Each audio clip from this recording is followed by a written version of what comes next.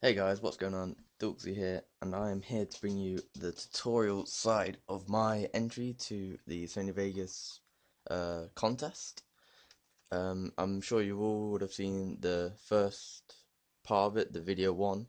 So as you can probably tell, I've got the video up here in the Sony Vegas. It's simply the Sony Vegas 10 version that I acquired a while ago.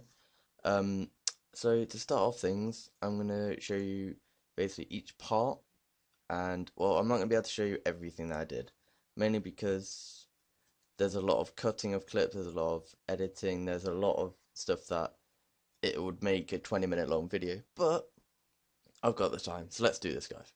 Right, so to start off with, the first part to the entire thing is music. This is what I get first. I choose my music and then I base my editing around it. The music that I used was, I believe it was Before Midnight 3 by F777. I've got a license to him and he's a great artist, would recommend it to everyone. So basically what I did at the start was that I found the clip and I basically decided to add markers where the beat is. So as you can see here, marker 1 is obviously where I put the first marker, and the markers are very useful. They're useful for syncing, the audio with the video very easily, because all the video clips uh, basically snap to the markers. So you can use these markers in any way possible, and the shortcut key for this is M.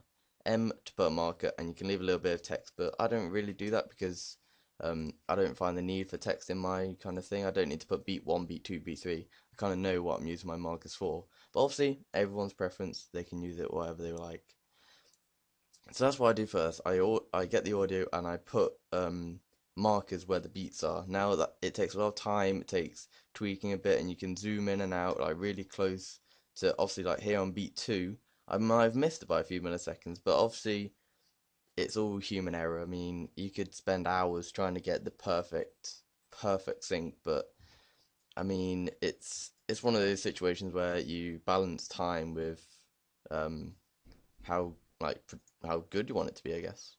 So so that's the starting off thing I'd used. Got the audio set up.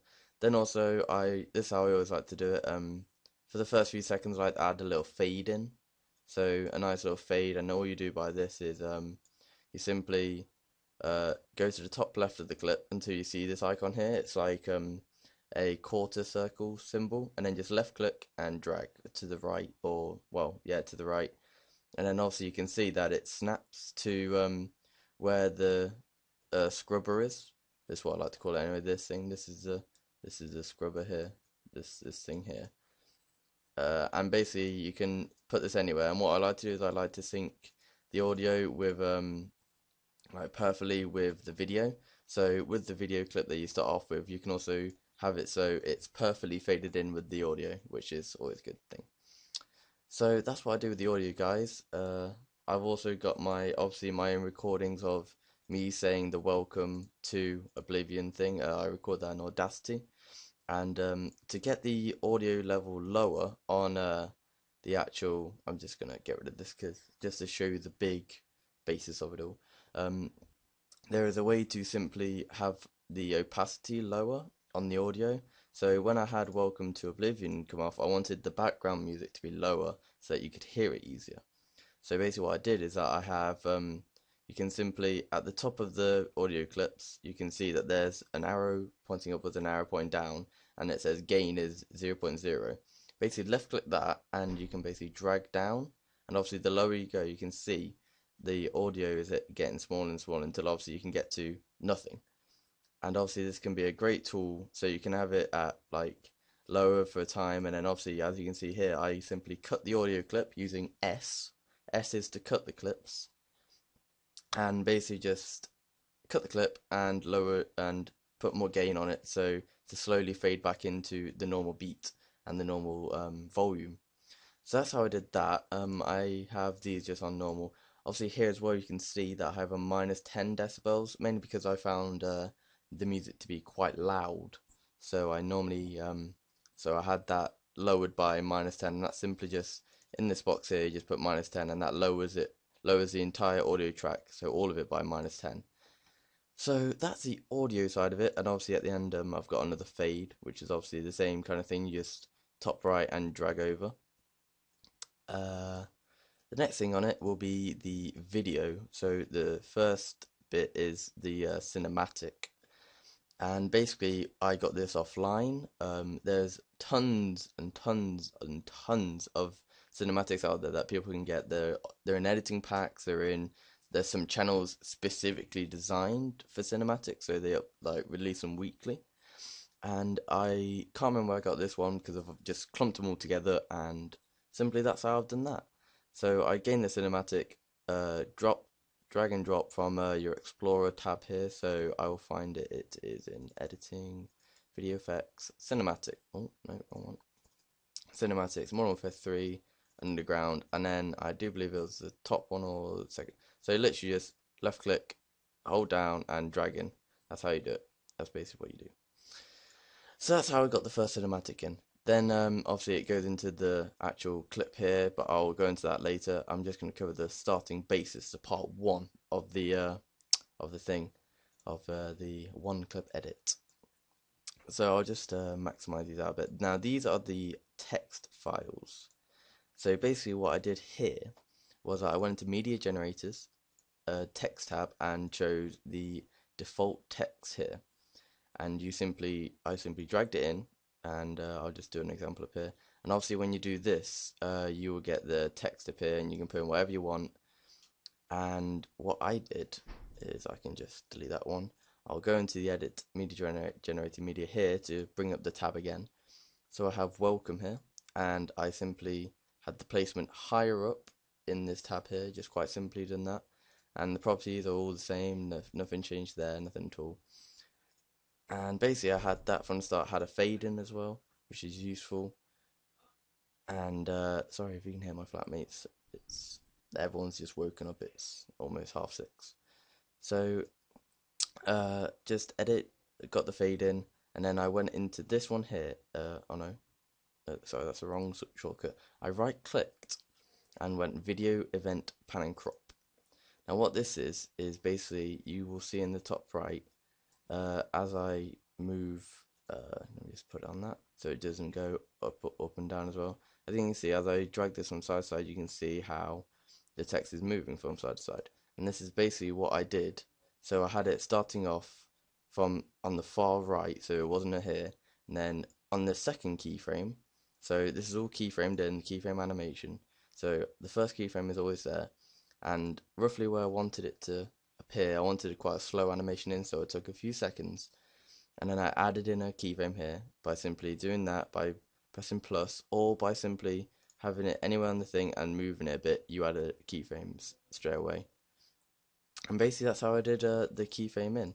I simply did it from the first area, and yeah, just simply animated that in, and it did this for the 2 as well. So obviously I left a bit of time. I didn't want them all to come in at the same time. I wanted a bit of a, like, more of a paused effect, if you like. So the welcome came in, then the pause, and 2 came in, pause, oblivion, pause.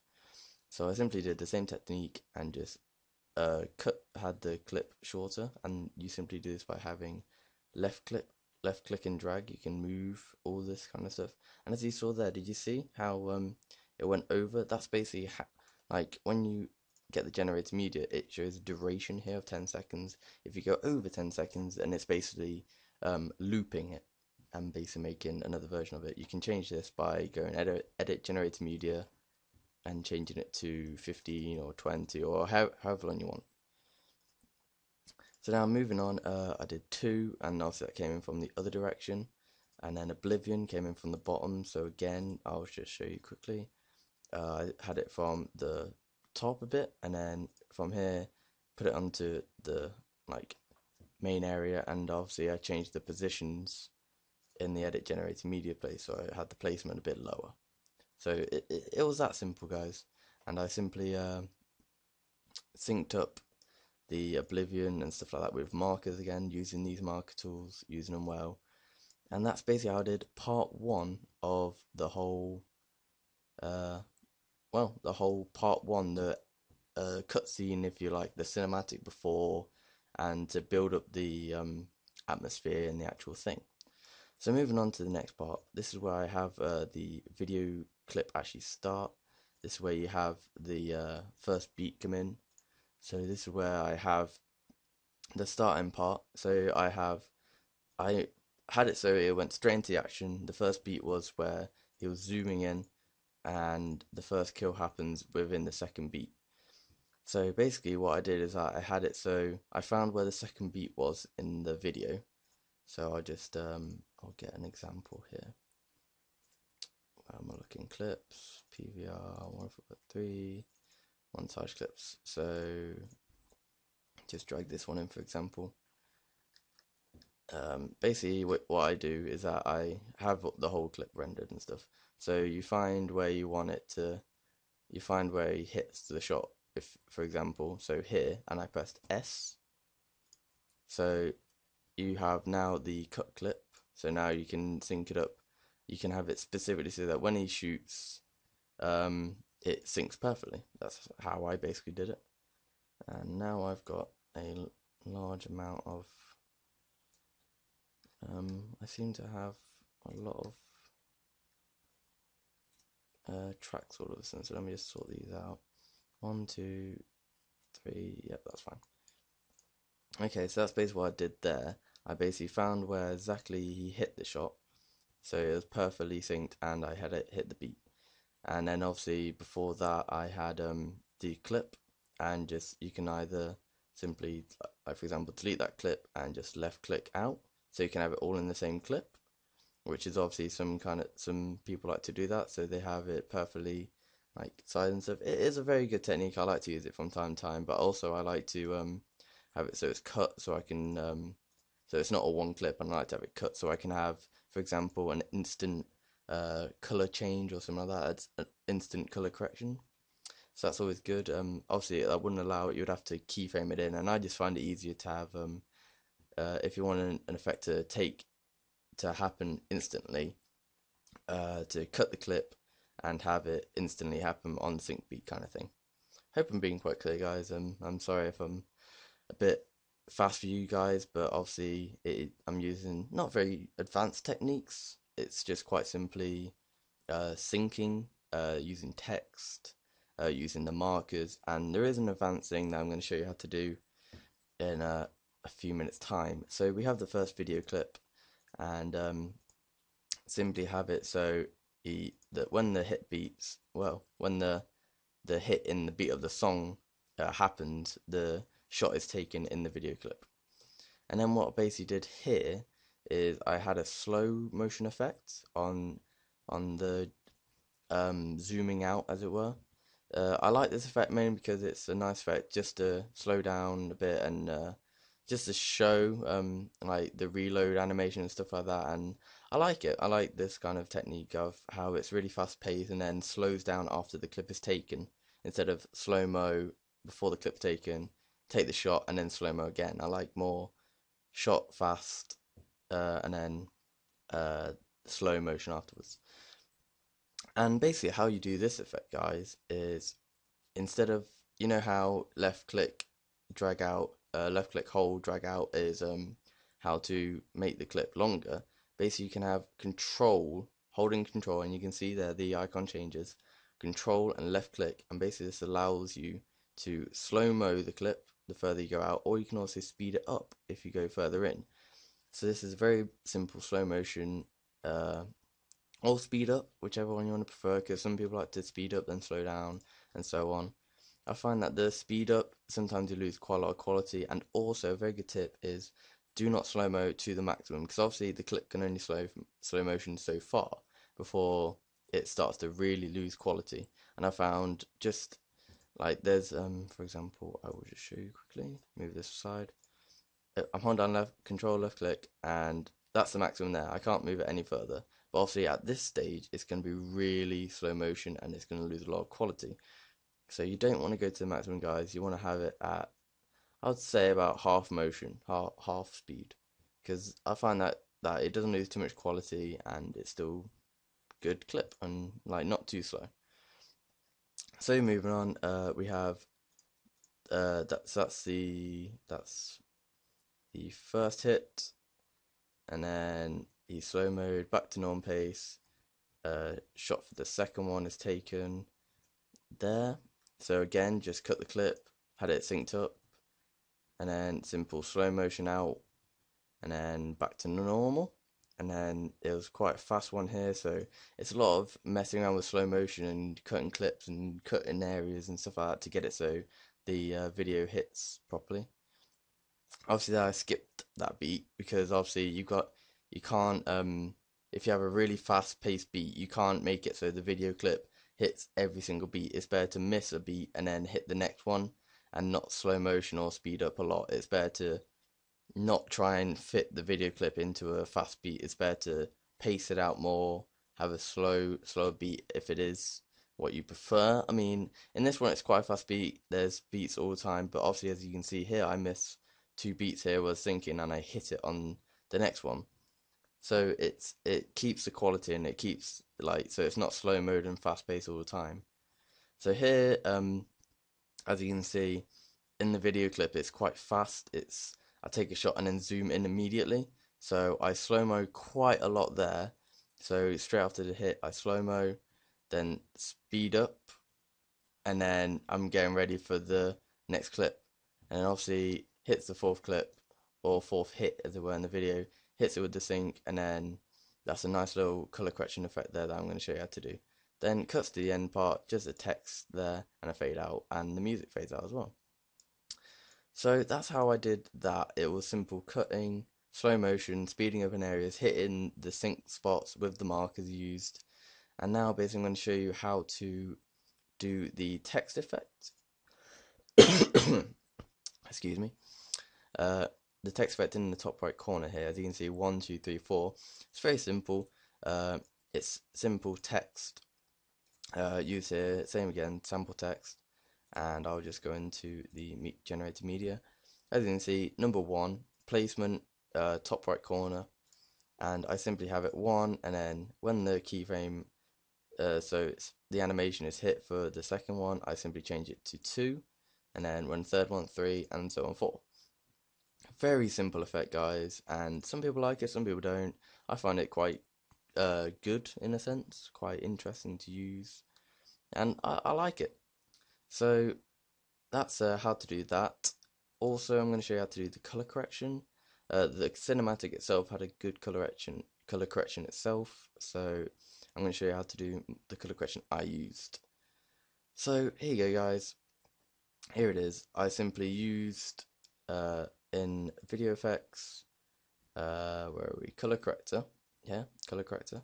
And I simply used the blue highlight one, left click and drag. And now basically you have the choice of you can do it for the entire track by clicking over here and dropping it onto this part here, which is fair enough. You can use that, which I like to use a lot because I like to have it saves a lot of hassle then going into each cutting of the clip and putting it on. So I find that's a very good way to do it. And so I'll just I'll go back into that. So this is the color corrector I used, blue highlight, and I did a bit of tweaking, I must admit, but honestly it's very simple. You just look over the clip that you're looking at and just simply tweak all these little parts, and as you can see, you can go to extreme lengths or go red, green, whatever you want to. You can go mental and have an animating like that if you really wanted to. Everyone to their own preference kind of thing, so let's just delete that. So it's back to normal. So after that, I added in a color curve. Now this is very good. It basically brings out the darkness more and brings out the brings up the darkness and no, brings up the lightness and lowers the darkness. So it's more of a contrast on all the colors and stuff. And very simply, what I used here was my own custom one, which obviously I have here one, and I simply dragged it onto this clip again. And as you can see here, it's just simply channel RBG and have a nice S, nice smooth S, and it works. You've seen it yourself, makes it look nice. I'll let you have a look at that now. You can pause the video here if you really want to look at it. And Yep, that's enough time. So that is how to do the color corrector. What I did here is I simply had, obviously when you do the color corrector over it all, you have to use desaturation at a certain point. So this is what I did here. This is how I did the desaturation. Basically, I found the part of the, like, where the shot is taken, and I animated or keyframed in on the color corrector. So here it is.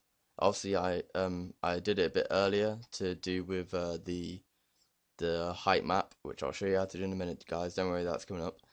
And I just simply moved it a bit further forward because I wanted the color correction to change as the wave, I guess you would call it, comes over the clip, and to make it look a bit nicer. But obviously, this is without that effect. You can basically have it on the marker number 6, keyframe in, lower the saturation all the way down to 0 if you really want to, and you need to have a keyframe just before it. So here, as you can see, these keyframes are, wait, where is it? So that's normal 1694.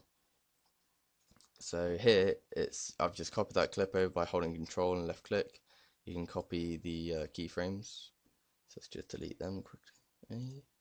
And basically had this one here, and then had the desaturated version here, and obviously it just lowers the saturation down as a nice kind of fade as the high mat comes in. And as you can see, as it comes over, you see the desaturation come over the clip, which I think is perfect. So guys, that's how to do the desaturation. It's very simple, just keyframe it in. Obviously you could just use the color corrector method, which is it's more of an instant effect, where you basically get the color corrector and put it onto each clip, and then on that clip you change the desaturation to 0. That's obviously how you could do that. You could do the instant. I prefer the more fading in kind of way, and because honestly I was a bit lazy when I was doing this, I just put and well, I didn't even think about doing the desaturation when I was doing the color correction before. It's just kind of one of the moments where I decided to add it in, and I thought it was quite a good effect. So that is everything besides the height map. So now I'm going to show you how to do this. So let's just show you how to do this one. Basically, to start off with, you want to go to media generators. Now, where do I find it? I'm trying to remember myself. Let me just look through them. Color gradient. And you want to get the elliptical ring, and then drag it in, obviously. And basically, this gives you this. And basically, what I did is on my edit generated media, I made it more of a circle instead of a wide one, mainly because I wanted the wave to appear more of a circle instead of the like that kind of effect. I wanted it more like more round, I guess you would say. So that's how I did that, and I simply changed that, and then to make it go into this kind of wave effect, so like that, I simply did left click here onto this effect here, onto here. Now it should be default at source alpha, I think it is the normal. You want to go to custom, and then I'll just delete it quickly. Custom, and then you get these 3 options. You want to choose Sony height map, okay, and this will instantly change it, and simply just leave it how it is. I found that 0.1, 0.1, 14 worked wonders, and now you should have like more of an effect. So it's constantly like that kind of that effect will be on it right now. So to make it come in like a wave, I use the event pan and crop effect. So if I just make it a bit bigger, I can show you here that basically I zoom all the way out using the scrolling out button, and I make the clip stretched out all the way, and then I simply have it on the second keyframe all the way in, so until it like disappears. So as you can see, I'll just try and I'm limiting my screen space here so you can see it. So as you can see, it's really far in, like, so it's really zoomed out, so you can barely see it, and then whoosh over, and it's out the screen. So now you're into the other part, and I think it's a very nice effect, very very simple to do, and honestly, it's just a lot of tweaking just to get it like perfect. So there is when desaturation happens as the wave is coming over the zooming effect, and I like it. I think it's a very good effect.